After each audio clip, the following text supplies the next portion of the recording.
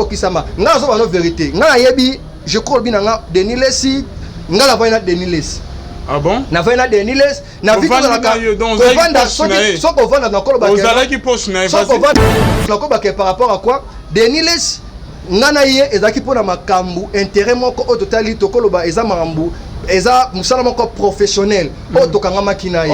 Alors na vite tous la cabe ingraté mutu tous la vérité mais vérité et le bateau la vérité o eza ya solo ceux qui elo connaissent le kuta kolobate nazo ba vérité concernant ba prophétie to ba makambo o eza ko se passer na église de réveil to na moko na biso Congo Denis Lesi nazala na ye bien na vanda na ye bien et yami balé elo na kokoloba azala ba bolamu na ye pe oyo na yebi o na mona mais elo konga nazo telemela nde eza makamba molimo donc azala molimo te molimo déjà.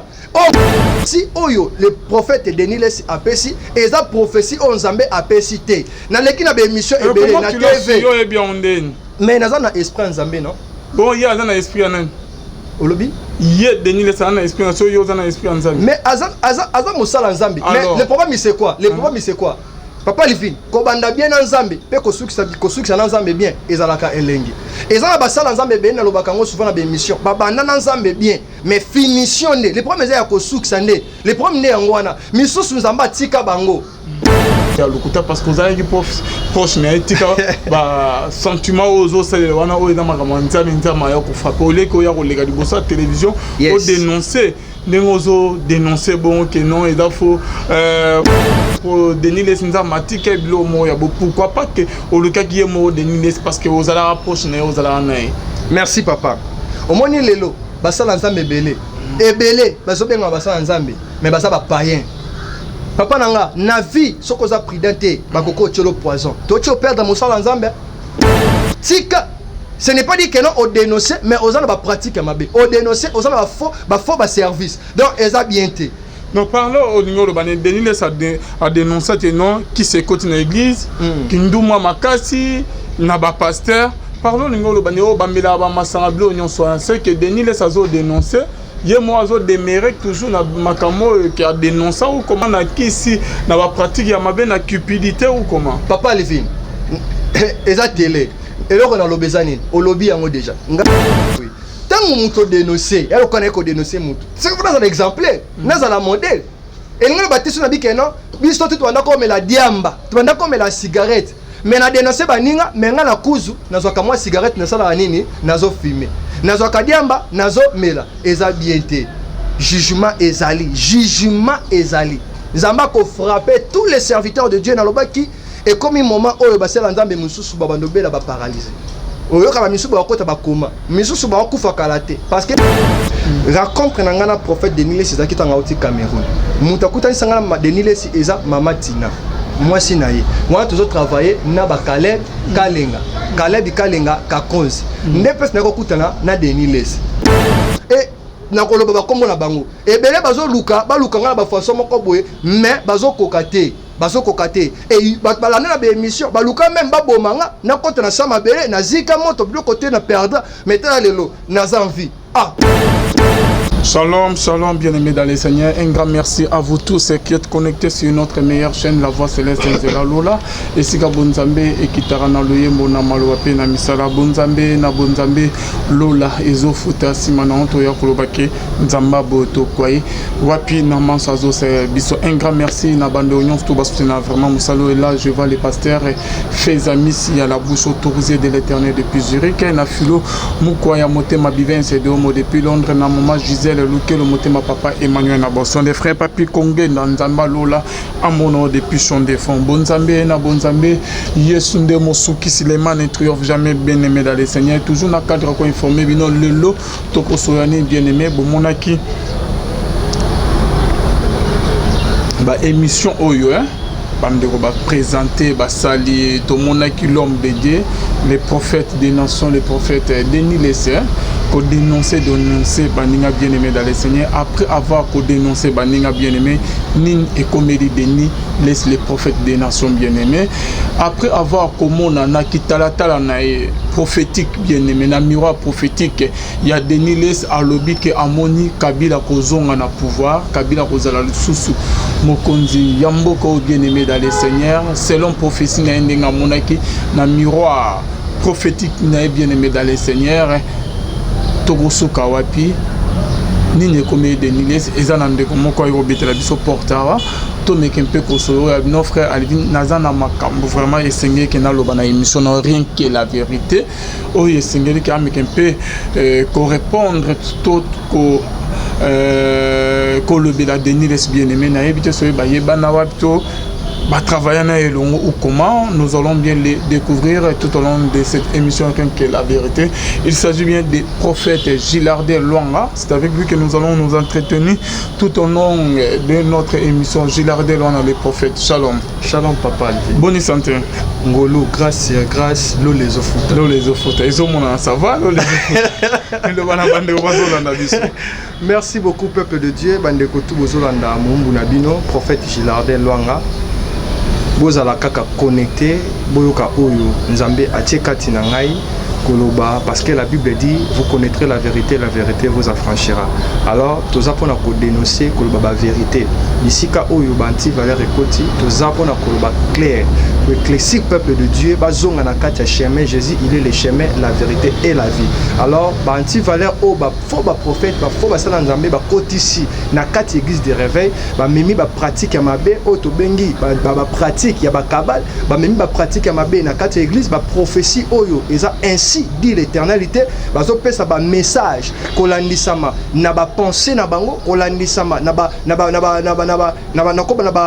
préparation na bango alobino na leka na TV na keno kopesa prophétie oyo pona intérêt moko boye azo ko focaliser azo pesa prophétie na pona mutu moko bikeno so bato balandi yango bakobenganga na kozwa quelque chose mais eza prophétie oyo nzamba lobité on ozo s'adresser na banani naza ko s'adresser na ba faux prophète ba faux serviteur de Dieu.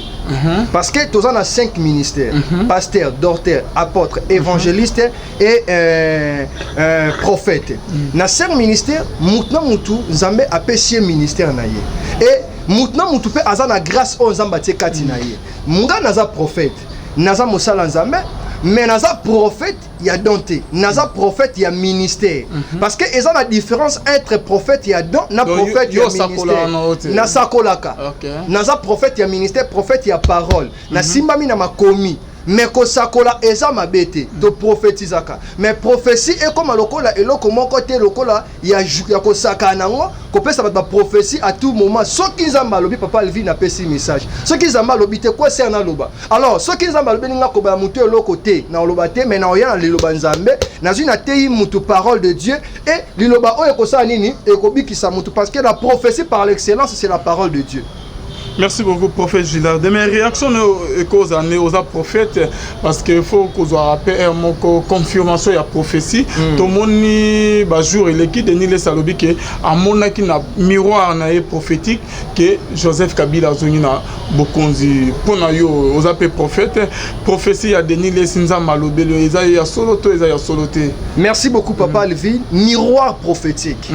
Et ça, on a prophétisé, nazo localisé. Donc azo pesa prophétie. Donc azo bateke non l'esprit du Seigneur azo ta combat esprit en zambete. Mais nazo localiser mutu tel lorsque prophète mo azo bakena localiser na moni na kitalata la prophétique c'est qu'il faut que ta lango bien na molimo na nzambe c'est que kitalata la wana eza ya nzambete ozomona ou bien kitalata la wana pe eza na ngote mais mutu a préparé loko na ye a apesi prophétie na lobi na be mission ebele prophétie oyo le prophète Denis les apesi eza prophétie o nzambe apesi te na leki na be mission ebele na TV mais naza na esprit nzambe non bon il y a un esprit en olobi il Denis les a un esprit en so yo za na esprit nzambe mais aza mosala nzambe mais le problème c'est quoi papa Livin ko banda bien nzambe pe ko sukisa na nzambe bien ezalaka elengi ezala basala nzambe be na lobaka ngo souvent na be mission ba banda na nzambe bien mais finition ne le problème ya ko sukisa ne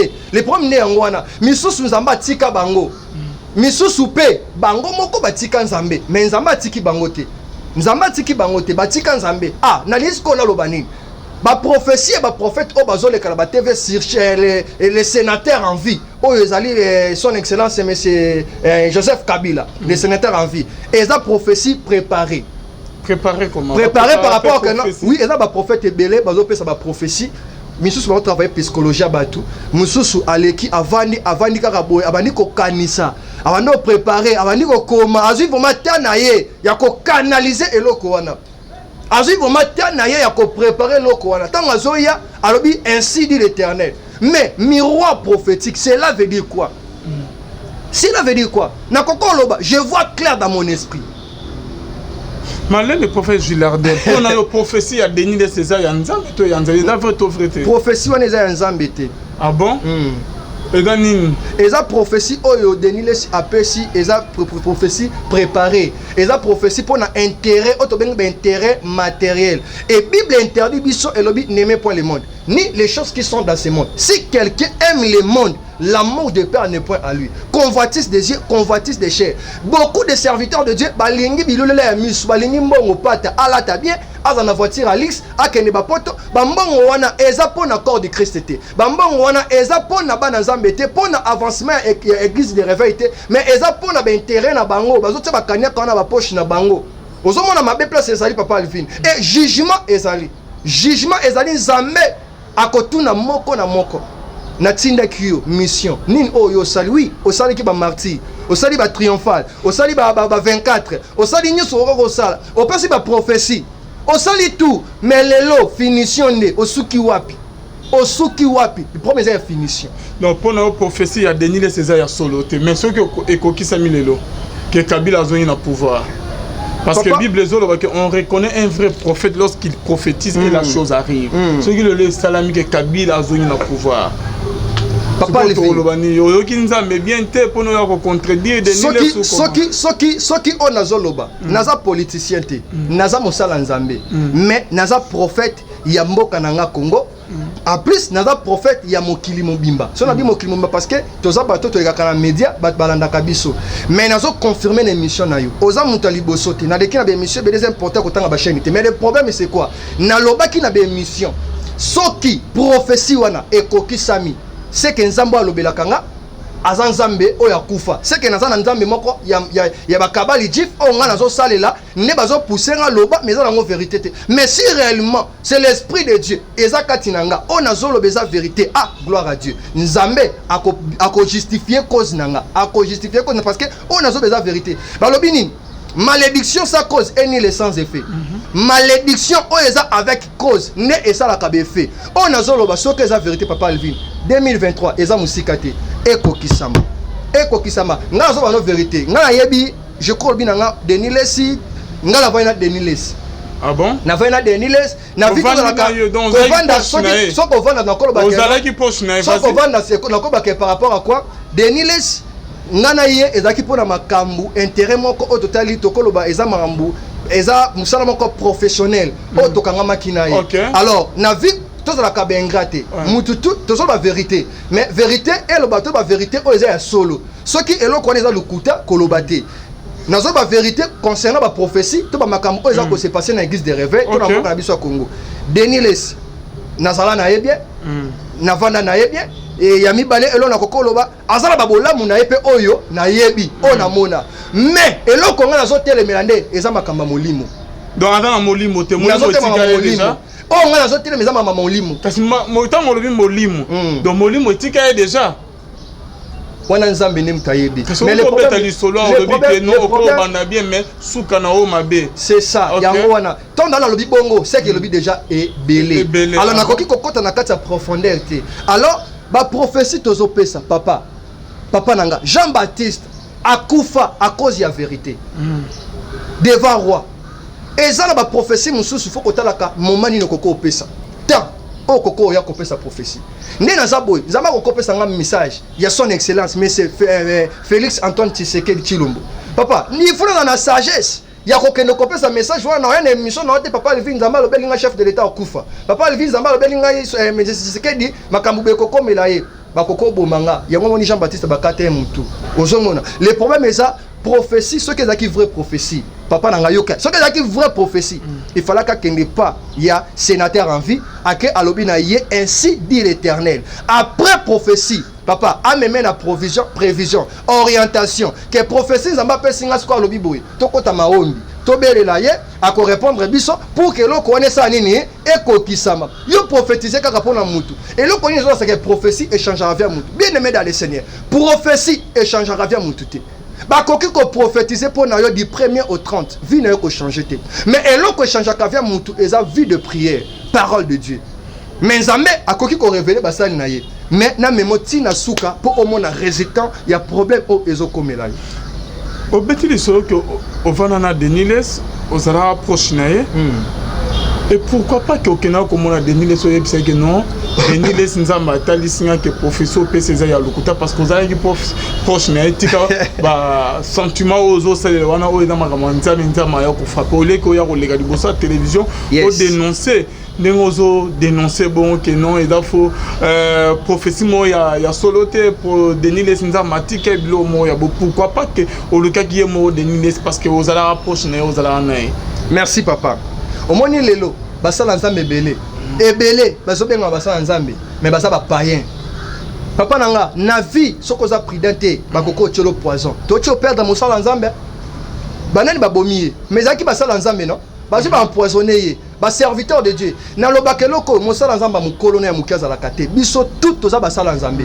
mais ba ene baza il faut respect ezala te bi ke ba paka baza oyaza papa oyaza koko ba ene baza mais na molimo spirituellement nzamba ko utiliser moi na muke koleka yo papa oyo obanda pe na nzambe kala les problèmes c'est quoi nga ko kako luka ete pourquoi na lobi bongo eza na batu oyo nzamba ko kolba kene loba na ye na kei pe nzamba tanga tini mutu mission nzamba tika mutu te lorsque Dieu a appelé Moïse alobi na Moïse kene et pas ya Pharaon Moïse a douté alobi ah Seigneur est-ce que na koko kakoloba Pharaon aza mutu moko aza mystique Zamba lobi na Moïse alobi ozala ni na maboko na yo alobi na na verge boaka na se ebongwani serpent deuxième signe ezalaki ya lèvre maboko na ye ebongwani malade ya maba et donc nous amé appelé si ba signe Nzambe siko accompagner Moïse ezaki assurance et pas à Moïse que oui c'est Dieu nde mutalobeli ngai Moïse abanga kité et akende confronter Pharaon ce qui Nzamba bina ngai kende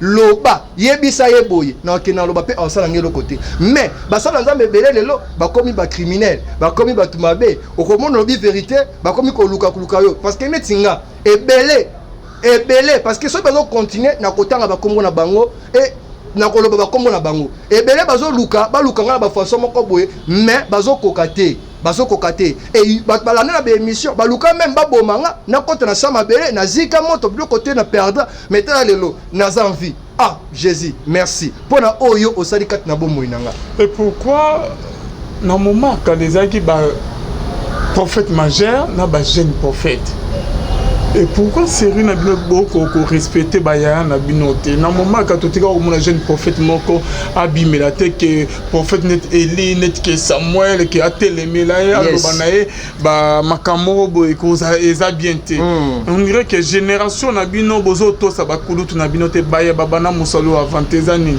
papa Livin to respecter ka batutu nazo respecter papa Nkelani aza koko tout kokolo le ba kokolo donc naza kutu na kokaku ko poussa na pembeni te ba papa la lokola ba papa tambulukoki bazebele basala nzamba oyo nzambe a utiliser ka pe tozo respecter bango ozomona problème c'est quoi ndeti lelo to sala ba émission sur makambo etali RC kakenda RC de Dokamba malgré to ko eza sujet tozo lobelate mais c'est oyo eza dirigé et pas Sonic Kafuta na benga kengo eza RC ya lamuka oyo ezali vérité des urnes mais RC oyo ya de Dokamba ezaki RC ya cash oyo eza na pouvoir ezaki non Tshisekedi Chilombo et to komona sikoyo FCC ne mutu ayaki ko panza bango tango ba uti Genève ba ye ba proposer oyo te zo pouvoir ki orgueil oyo koto andimi na ye et FCC sikoyo c'est Denis Lesi musane ezaki ya ko ba vérité ko ya ko pelisa moto na ba TV pona tango muninga sali mabe kende kutanisa bango sanyisa bango loba bovanda boza na kimia yo leki koto tie moto okepa kuna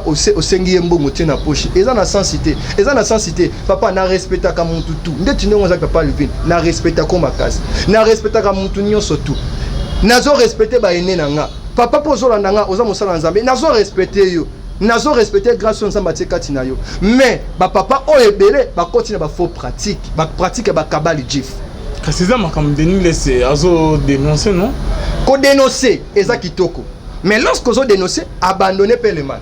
Ah bon? Yes. Parlons, je vais dire quoi? Mututu na vie tango oyebiki na baki na vie masumu na vie moko ya mabe na vie moko ebandaki ko sepelisa batute que crédibilité na nga ebebaki na monde to na RDC tango dénoncer likambo mais tika ce n'est pas dit que non on dénoncer mais aux gens ba pratique ya mabe on dénoncer aux gens ba faux ba service donc eza bien té. Non, parlons au niveau de Denis Lese a dénoncé que non qui s'écoute dans l'église qui ndouma makasi na ba pasteur. Parlons de ngolo baneo bambela ba masangablo nyon soit c'est que Denis Lese a dénoncé ye moi azo déméré toujours na makamo qui a dénoncé ou comment na kinduma na kisi na ba pratique ya mabe na cupidité ou comment papa Levin eza télé et là on a lobezani au lobby yango déjà ngai na lobby te que non Denis Lese sala kabasala kabu libanga moli na lobby na lobby kakaboui tango muto dénoncer elle connaît ko dénoncer muto c'est un exemplaire na za la modèle. Et nous bâtissons na bikeno biso tu tuanda comme la diamba tuanda comme la cigarette mais na dénoncer baninga mais nga na kuzu nazo ka moi cigarette na sala nini nazo fumer nazo ka diamba nazo mela eza bienté jugement ezali nzamba ko frapper tous les serviteurs de Dieu na lobaki et comme un moment oyo basela nzambe mususu babandobela ba paralyser oyo ka ba misusu ba kota ba koma misusu ba kufa kala te parce que nzamba comme ko lunga la génération kala abanis ko ressusciter ba jeune prophète biso ba jeune prophète ba ene ba lingi biso te baza ko étouffer grâce na biso olobi ba pese par exemple à Eli lorsqu'il travaillait ki tana ekokaki et senga ina ya Élisée mais lelo Eli na biso balingi kotika musala te balingi kotika na ba kopesa chance et pas ba jeune te musala nzambe batika kango te mais lorsque okoli ezana batu oyo il faut bazwa relève ba continuer mission ba continuer œuvre pour que musala nzambe ekene liboso mais ba papa wana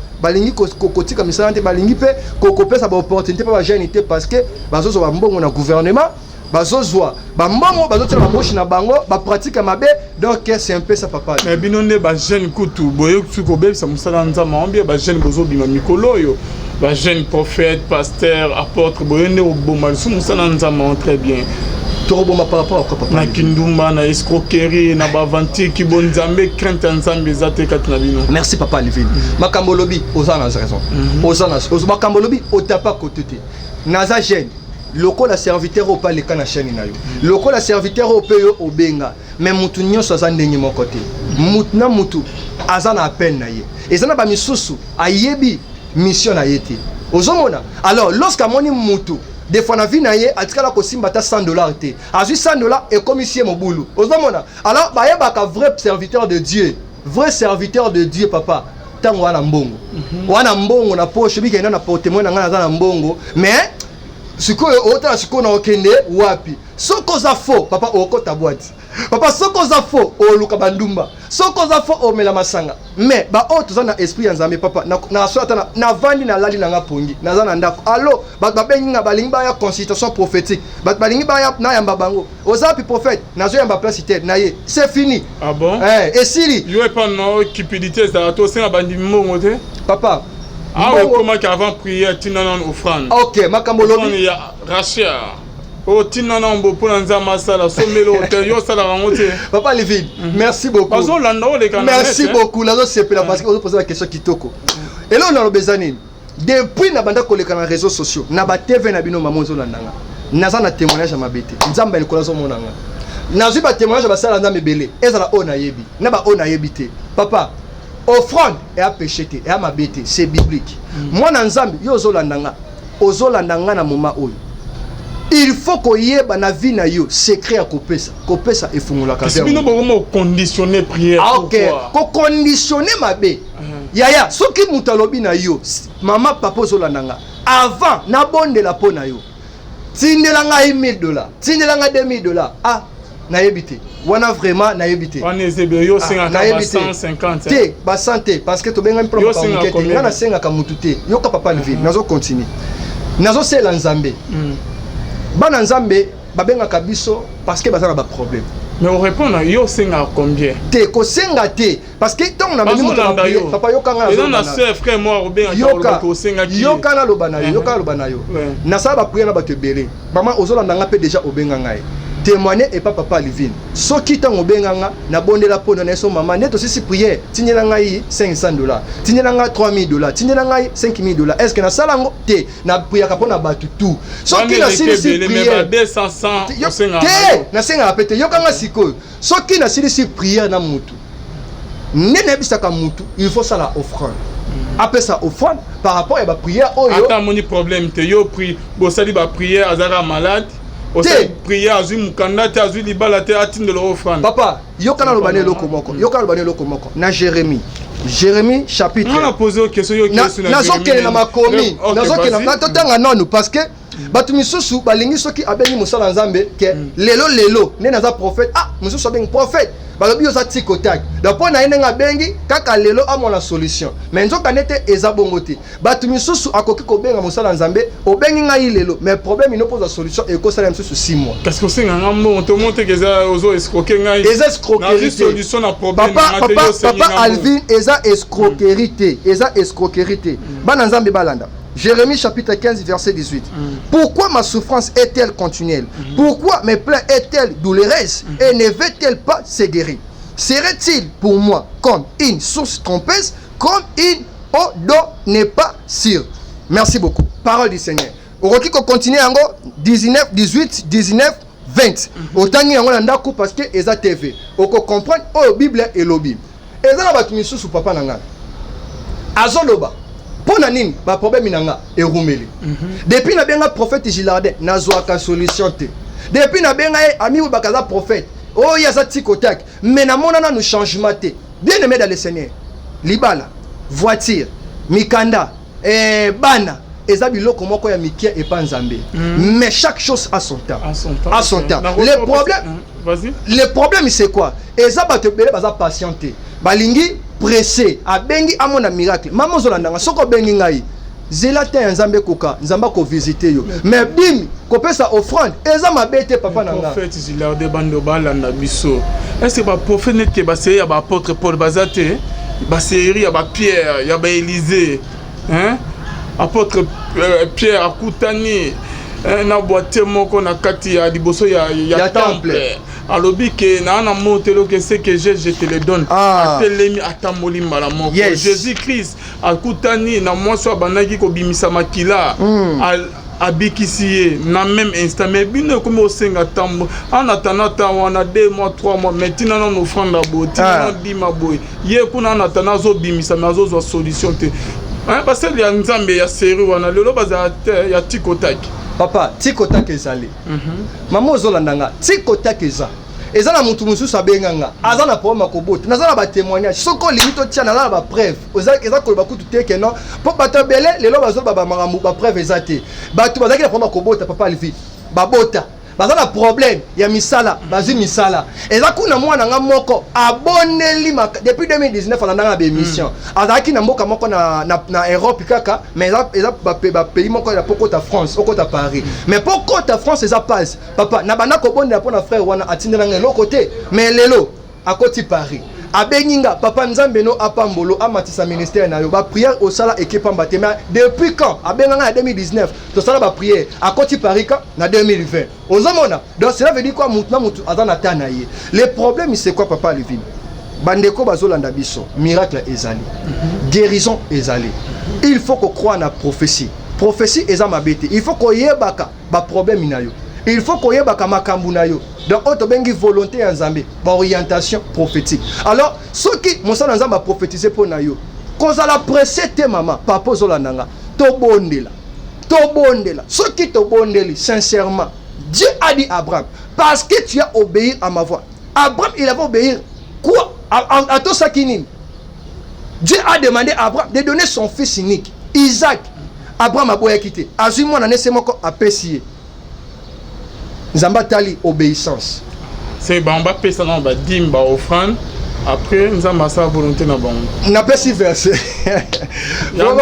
Pourquoi aussi basé mambo offrande? Parce que na yebi ebele kutu na katan na katana bango ba contrat a ba senga to na yebi oyebisanga papa Alvin ba fidèle ba benga o asenga rabu asenga $1000 asenga $2000 mais solution karate na ko mo benga na téléphone ko mo kokata papa nalala kareta nde nazo biso boy nazo senti surménage nalali lelote depuis nazalaki na butu bato États-Unis bazo benga Canada nazo bondela pona bato nde naza boy même ndeko nanga azo filmer ayebi nalali te ko prier pona bato ko prier pona bato ko prier pona bato nakima kapela mutu te bato ebele babenga kanga misusu batindela na bango eloko te.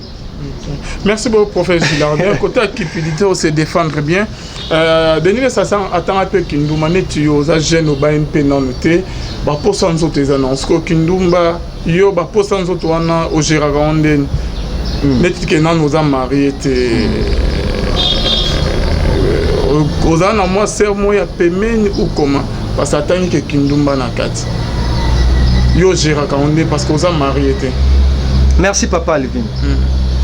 Lelo basala nzambe belé bali ba divorcer à cause ya ko sala ba choix o eza volonté nzambe te. Naza jeune olobi yango bien. Pressa ni na welela pona bala.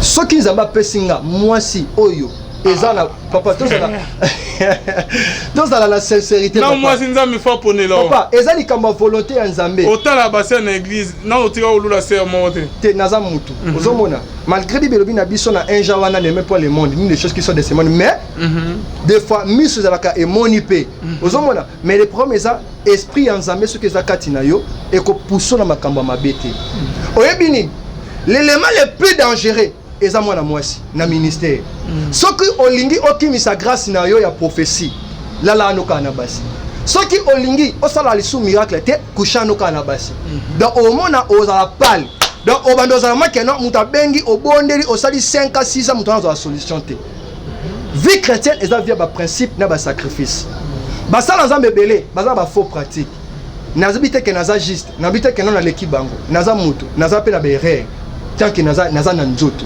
mais kota makambo lobi wana nzambe ya likola zomona eloko te papa bana komba poto abenga kanga nani déjà ozolanda nga na yebiso ke mama ngai na yo ndenge benga bwenzamba lobi ke no yo nde mwasi nanga intérêt nini poto eza nini eza pays lokola pays nyonso na lobaka kokende poto eza lola te eza paradis te eza pays lokola Lubumba eza lokola ba province eza ba Lubumbashi eza RDC eza pays lokola Brazzaville ndetinga na vana nga na Brazza eza pays te papa Alvin eza pays na vana na Brazza nzamba sunga na kenda na pe Maroc eza pays malgré Afrique mais yo kenda poto okenda Europe Amérique mais il y a pas de problème ne comment ma casse na vie pourquoi parce que kaka au sala déplacement tant qu'à déplacer famille et mis sur le cola vie na yo balobi obongate balobi makamno ko simbate mais ozozwa conscience té ya ko bondela parce que yango zo mona makamno zo continuer parce que Jérémie elobi yango zwa décision ya ko sela nzambe soki nzamba pesinga mwasi oyo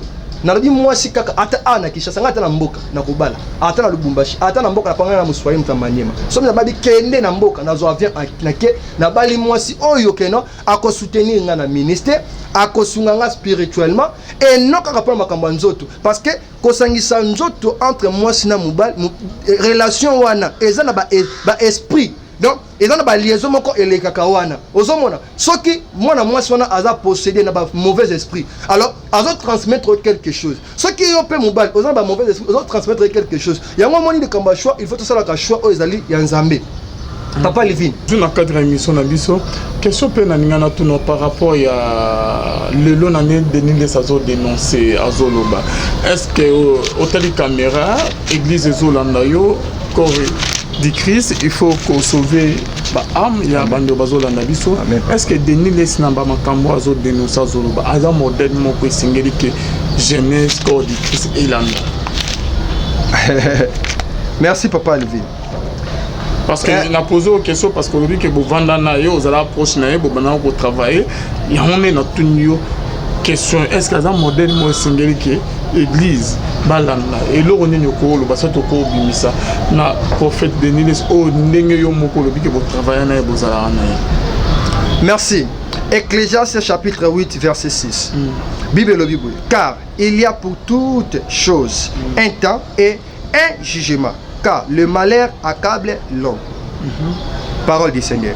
Okoki kotanga ngona ndaku mama papa ozolandanga Ecclésiaste chapitre 8, 6, 7, 8. Donc de 6 à 8, autant yango, on comprend au Bible lobby. Merci beaucoup. Bible lobby boy papa les filles. Ezana basala ensemble belé. Na koti na profondeur ya makomi na ngai te. Mais na pesi ba nzambe pour que na répondre na réponse na yo, na question na yo oyo poser ngai. Par rapport ya oyo au lobby, pour na prophète Denis Lesi. Prophète Denis Lesi azana basala nzambe pembe na ye. Azana bana oyo aodona. Azana bana ebele na poto oyo bandimela ka nzambe na ye. Vous avez papa Levine. Netinga nandimela ka Christ mais Jésus te. Pourquoi? Jésus-Christ ndaza idon nanga. Mais zana ba misusu bazo croire na Jésus, ba bar Jésus. Donc azana ba Jésus na munoko, mais quel Jésus oyo azo salela? Ba misusu ba ke ba village na bango kosimba ba kisi. Ba misusu soka senti que non beze azo yo kanate akena bandundu akena province ake wapi tanga koya a créer lo comment boye ba miracle ya lukuta ba miracle ya kozo koka opesi mbongo ba avec la lukuta et ya sukeza que non ko sa ba miracle mususu que non miracle za ngo ya Jésus ya Christé eza miracle ya Jésus donc Jésus nganga na ye ozomona azo kwa na Jésus na ye parce que yenda pesi pouvoir wana alors pona ko kitisa ko ndima batute prophète Denis Lesi ngam na benga ete namuna ye nakuta ye aza mosala nzambe nakuta ye prophète de la nation nazo croire na ministère na ye et loko nazo telemena eza ba faux pratique. Alors le problème c'est quoi? Batu o balanda kaye avant ya kolanda mutu bondela nzambe nazo landa papa oyo est-ce que aza vrai ou bien aza lokuta ce qui mon esprit ya nzambe convaincre yo te kolanda te ce qui nzamba convaincre yo te kobenga te. Ebele bazo benga na sentiment, azo benga na prestige. Nde ebele bazo benga bazo benga bandeko wana pe kaka yete basala nzambe ebele na ba sentiment parce que baza ba grand. Biso toza ba petit. Nana benga biso. Nana benga biso. Merci beaucoup, Prophète Gillard. Pour que succès la fois passée dans Kataki au Maloba, au Bana au Betali Solo, il y a arrestation, il y a Denis, c'est Nebakanga qui est la fois passée. Au numéro le Bani, parce que dans Kataki au Babin. Tant que ça, qui n'est papa. Non, par rapport à arrestation, il y a une émission la fois passée. Bandomo va bien mais pourquoi Kati Prophète Maloba qui a mis un peu au éclairci biso au banc au bagno on est tenu ça zo dénoncer arrestation mais so Bakanga qui pourquoi mais en Europe. Ah. Merci beaucoup. Le problème c'est quoi? Denis Lesi azaki mutu oyo azaki susu na mboka na biso Congo te autaki Cameroun. Raconte na ngana prophète Denis Lesi azaki tanga auti Cameroun. Mutu akutani sangana Denis Lesi eza mama Tina. Moi si naye. Moi toujours travailler na ba Caleb Kalenga. Caleb Kalenga Kakonzi. Ndepes na ko kutana na Denis Lesi. Denis Lesi tango aye na Kinshasa. Ndepes eko sala ke na to koma ko kanga manaye. Alors bakanga kaye batutu bayebi par rapport bon balobi balobango fausse accusation ba kosele makambu et que bakatela ye bakatela biso de partout ezali ceux qui dossier moya escroquerie ba makambu belé bien aimé dans les saints bande ko baso de partout tout le monde Denis Lesi depuis à côté prison ndolo après avant que ça la prison de l'eau bien aimé dans les seigneurs ndenge bakanga qui na ba dossier belé bien aimé dans les seigneurs il y a escroquerie bonabo wan des engatés selon ba juge ne bakataki Denis a sali prison de l'eau bien aimé après que ça la prison de l'eau Denis Lesi abimi na prison tout le monde dit Denis Lesi a changé a comme ko dénoncer ko bimisa ba makambo peut-être que o il fallait qu'il pas baninga ba collègue na musu ba condamna ki que azo sali église ya Nzambe Denis Lesi a comme ko dénoncer oh ba faux miracle mo fabriqué ba maki on a o ya benga ki a dénoncer makambo ebele til le azo dénoncer bien aimé mais avant Denis Lesi à côté prison atikala Kobeta Masolo, tant que ça prison, abîmé prison de l'autre bien aimé dans les seigneurs, a comme qu'on dénoncer Bamaramnion, qu'est-ce qui s'est passé au juste dans la prison? Denis Lesi, à côté de la mais Denis Lesi au juste, les anibandés, on se passe au baquet, non? Azo sala bon pour que azonga niveau azalaïba tchaeka, azonga na position n'endenga azalaïki, mais aussi mbakaraté. Au juste, les anibandés bien aimé dans les seigneurs. Prophète Gilard, au lobby maloba sous kato c'est émission na biso par rapport ya nyonso Denis les saloba na arrestation na ndenge c'est pas ça to si sinon FCC bato Kabila ba rejeta qui bazala kalisu na été parce que Denis les moni basala Nzambe il faut tous ala na valeur lorsque tozo kende kokutana na ba o ba bengi ba politicien ba kondi papa batu wana bako respecter yo parce que bazo bengo musala Nzambe oza musali ya mutu te musala Nzambe alors yo olingi okoma esclave ya batu ke ozala esclave ya Nzambe na coulisse ozo kende na ba bureau kosenga bakanyaka kozwa ba mbongo kotana ba pochi et aux autres côtés à Jésus-Christ bazo corrompre yo kende na TV dénoncer loba boye kobimane na prison na nyon se comme là ba sesta ba publier ye nyon surtout papa il faut en conclure. Le problème c'est quoi? Lelo prophète Denis a comme ça la nyon surtout sur base ya nini azo salango pour na intérêt que confiance ezonga na kati ya FCC ba pesa ili sous opportunité parce que déjà a commis déjà kolia ya ba mbongo ya batu wana kozwa mbongo na bango da problème nezalaki ya koluka opportunité li sous kozongise na kati ya click wana alors on a koke koloba yango wana bana Nzambe tu bozolandanga tokomi na suka ya émission yo landi biso osepeli na émission obengi osepeli te kobenga te mais je crois okobenga parce que ozana besoin ya bolamu Nzambe na vie na yo bolamu Nzambe esilite numéro nanga eza plus 243 85 19 80 600 plus 243 85 19 80 600 wana eza numéro ya prophète Gilardin Lwanga olingi Nzambe alobela yo olingi omona loboko Nzambe olingi tobondela na soutenir yo pe na ba prière na aider yo na losambo pona bolamu Nzambe benga toko prier ensemble pour Nzambe akota na kati ya vie na yo na kati ya famille na yo nde Bible lobi si tu crois tu seras sauvé toi et ta famille bolamu Nzambe elanda bino dans le nom de Jésus-Christ de Nazareth amen. Merci beaucoup prophète Gilardin. Merci aussi papa. Merci na Arnaud Kamana za ma caméra bonzambe na bonzambe Lola ezofuta simana onto ya kolbakenza maboto kwa iwapi c'est toi la prochaine live to benga bazo benga bandeko wana pe kaka yete basala Nzambe belé na ba sentiment parce que baza ba grand biso to ba petit na benga biso Merci beaucoup, prophète Gilardin. Pour le succès, la fois passée, dans Kataki au Maloba, au Bana au Betali Solo, il y a arrestation, il y a Denis, c'est Nebakanga qui est la fois passée. Au numéro le Bani, parce que dans Kataki au Babin. Tant que ça, qui n'est pas. Non, par rapport à arrestation, il y a une émission la fois passée. Bandomo va bien mais pourquoi kati prophète Maloba qui a mis un peu éclairci biso au banc ko ba on est Denis ça zo dénoncer arrestation ne so Bakanga qui pourquoi mais en Oloba. Merci beaucoup. Le problème c'est quoi? Denis Lessi azaki mutu oyo azaki susu na mboka na biso Congo te autaki Cameroun. Raconte na ngana prophète Denis Lessi azaki tanga auti Cameroun. Mutu akutani sangana Denis Lessi eza Mama Tina. Moi si naye. Moi toujours travailler na ba Caleb Kalenga Kakonzi. Ndepes na kokutana na Denis Lessi. Denis Lessi tango aye na Kinshasa. Ndepes eko sala ke na to koma kokanga manaye.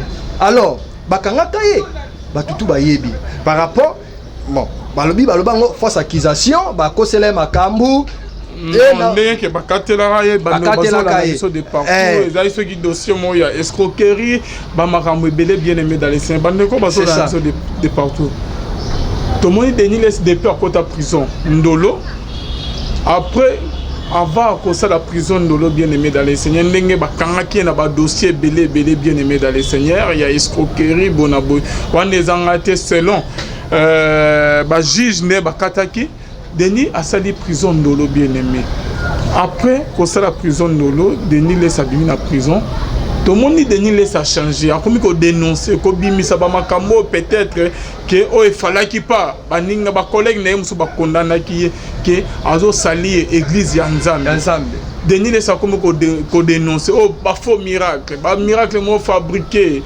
ba maki on a ya benga ki a dénoncer makambo ebele til le azo dénoncer bien aimé mais avant Denis laisse à côté prison atikala Kobeta Masolo, tant que sali prison, abîmé prison de l'autre bien aimé dans les seigneurs, a dénoncé Bamaram. Qu'est-ce qui s'est passé au juste dans la prison? Denis laisse akutana ina nzambe denile au juste ezani bande muso bazo ba ke non azo sala bongo pona ke azonga niveau azalaki bachayeka azonga na position na ndenga azalaki mais ezo simba karaté au juste ezani ni bien aimé dans le Seigneur prophète Gilard olobi maloba suka to c'est émission na biso par rapport ya nyonso denile saloba na arrestation na ndenge c'est pas ça to si sinon FCC bato Kabila ba rejeta qui bazala kalesusu na été parce que denile si moni basala nzambe il faut tozala na valeur lorsque tozo kende kokutana na ba o ba bengi ba politicien ba konzi papa batu wana ba ko respecter yo parce que bazo bengo musala nzambe oza musali ya mutu te musala nzambe alors yo olingi okoma esclave ya batu ke ozala esclave ya nzambe na coulisse ozo kende na ba bureau kosenga bakanyaka kozwa ba mbongo kotana ba pochi et aux côtés à Jésus-Christ bazo corrompre yo kende na TV dénoncer loba boye kobimane na prison na nyon se comme la ba stap ba publier ye nyon surtout papa il faut en conclure le problème c'est quoi lelo prophète Denilès a commis ça la nyon surtout sur base ya nini azo salango pour na intérêt que confiance ezonga na kati ya FCC ba pesa ili sous opportunité parce que déjà a commis déjà kolia ya ba mbongo ya batuana kozwa mbongo na bango do problème nezalaki ya koluka opportunité li sous kozongise na kati ya click wana alors on a kokai koloba yango wana bana nzambe tu bozolandanga tokomi na suka ya émission yo landi biso osepeli na émission obengi osepeli te kobenga te mais je crois okobenga parce que ozana besoin ya bolamu nzambe na vie na yo bolamu nzambe esilite numéro nanga eza plus 243 85 19 80 600 plus 243 85 19 80 600 wana eza numéro ya prophète Gilardel Lwanga olingi nzambe alobela yo olingi omona loboko nzambe olingi tobondela na soutenir yo pe na ba prière na aider yo na losambo pona bolamu nzambe benga toko prier ensemble pour nzambe akota na kati ya vie na yo na kati ya famille na yo nde Bible lobi si tu crois tu seras sauvé toi et ta famille bolamu nzambe elanda bino dans le nom de Jésus-Christ de Nazareth amen. Merci beaucoup prophète Gilardin. Merci aussi papa. Merci na Arnaud Kamana za ma caméra bonzambe na bonzambe Lola ezofuta simana onto ya kolba kenza maboto kwa iwapi. On se retrouve à la prochaine live.